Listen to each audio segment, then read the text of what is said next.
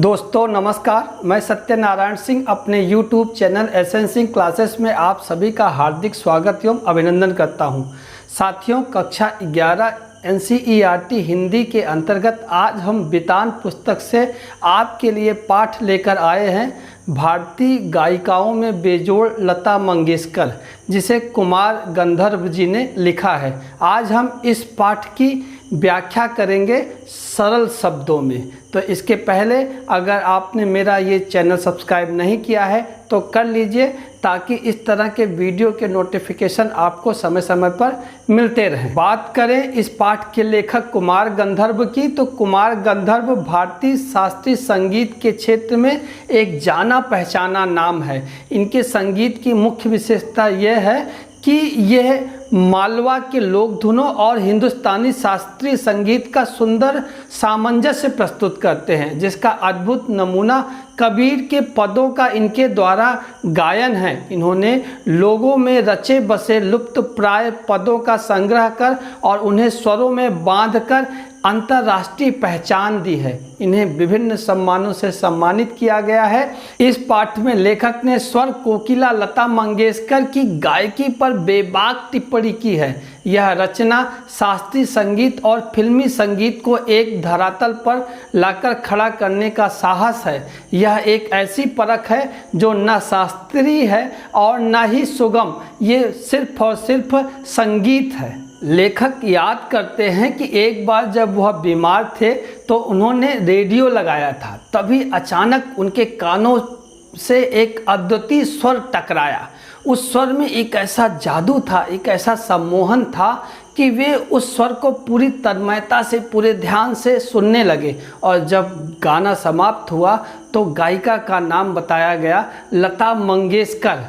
लेखक आगे बताते हैं कि तब से वे लता का गाना लगातार सुनते आ रहे हैं और लता से पहले प्रसिद्ध गायिका नूरजहां का फिल्म संगीत में अपना जलवा था, अपना ज़माना था, अपना वर्चस्व था, एक तरह से एकाधिकार था। लेकिन बाद में आई हुई लता उनसे आगे निकल गई।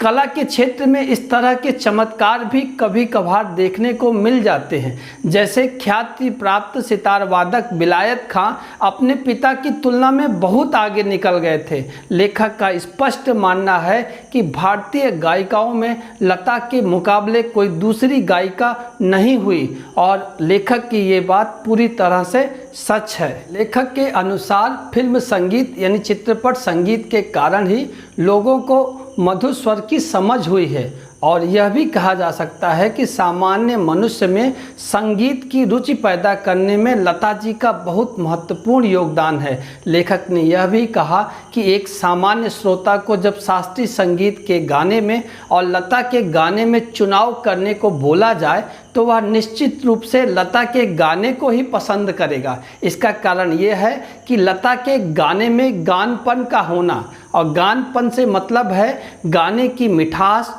उसकी मधुरता, उसमें लय, उसका प्रवाह, जिसे सुनकर सुनने वाला यानी श्रोता मस्ती से झूम उठे। लेखक के अनुसार लता जी के गानों की एक और विशेषता है उसका नादमय उच्चार, यानी गूंजने वाले बोल जो काफ़ी देर तक कानों में गूंजते रहते हैं। उन्होंने गीत के दो शब्दों के अंतर को स्वरों के आलाप द्वारा बहुत ही सुंदर तरीके से भर दिया है, और ऐसा आभास कराया है कि वे दोनों शब्द विलीन होते होते एक दूसरे में मिल जाते हैं, अर्थात विलुप्त होते होते एक दूसरे में इस तरह से प्रवाहित हो जाते हैं कि पता ही नहीं चलता। लेखक के अनुसार लता जी ने करुण रस के गाने यानी सैड सॉन्ग के साथ न्याय नहीं किया है। उन्होंने मुग्ध श्रृंगार यानी रोमांटिक सॉन्ग को तो बड़ी ही अच्छी तरीके से गाया है। लेखक कहते हैं कि लता का गाना संभवतः ऊंचे स्वर में रहता है, और गाने में संगीत निर्देशक यानी म्यूजिक डायरेक्टर उसे बहुत ऊंचे स्वर में गवाते हैं, अर्थात बिना मतलब ही चिल्लवाते हैं। लेखक के अनुसार शास्त्रीय संगीत की उत्तम जानकारी फिल्म संगीत गाने वालों को होना जरूरी है, और यह जानकारी लता जी के पास निस्संदेह है। शास्त्रीय संगीत और फिल्म संगीत के बीच तुलना अनुचित है। शास्त्रीय संगीत की विशेषता उसकी गंभीरता है और फिल्म संगीत की विशेषता उसकी सुलभता और लचीलापन है। फिल्म संगीत का ताल यानी रिदम प्रारंभिक अवस्था का ताल माना जाता है, जबकि शास्त्रीय संगीत का ताल यानी रिदम परिष्कृत यानी संवारे हुए रूप में माना जाता है। लेखक कहते हैं कि लता के एक एक गाने में उसकी पूरी कलाकारी निहित है, समाई हुई है, और उसके गाने में स्वर, लय और अर्थ का संगम होता है।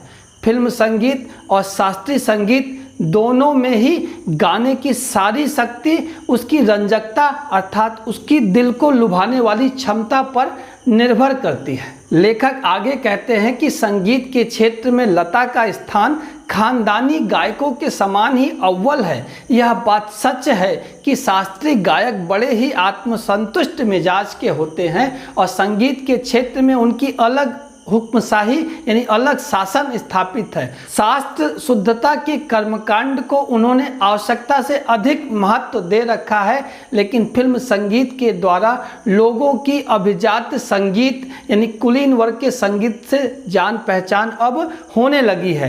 केवल शास्त्र शुद्ध और नीरस गाना उन्हें नहीं चाहिए, बल्कि उन्हें तो सुरीला और भावपूर्ण गाना चाहिए, और यह क्रांति फिल्म संगीत के कारण ही संभव हो पाई है। लेखक कहते हैं कि फिल्म संगीत का तंत्र यानी उसका सिस्टम कुछ अलग ही है और यहाँ नए के लिए बहुत गुंजाइश है। आगे लेखक कहते हैं कि वैसे तो कई पार्श्व गायक गायिकाएं यानी प्लेबैक सिंगर हुए हैं, पर लता की लोकप्रियता इन सभी से कहीं अधिक है और वे लोकप्रियता के शिखर पर स्थापित है। उनका स्थान अचल है, अडिग है। ऐसा कलाकार शताब्दियों में ही शायद एक पैदा होता है और ऐसे कलाकार को हम अपनी आंखों के सामने साक्षात देख रहे हैं, और इस लिहाज से ये हमारे लिए बहुत ही बड़े सौभाग्य की बात है। तो ये था हमारा सारांश। अगर आपको अच्छा लगा हो तो इसे लाइक करें, दोस्तों में शेयर करें, और अगर चैनल अभी तक सब्सक्राइब नहीं किया है तो कर लीजिए। मिलते हैं अगले वीडियो में, तब तक अपना और अपनों का ख्याल रखिए। नमस्कार।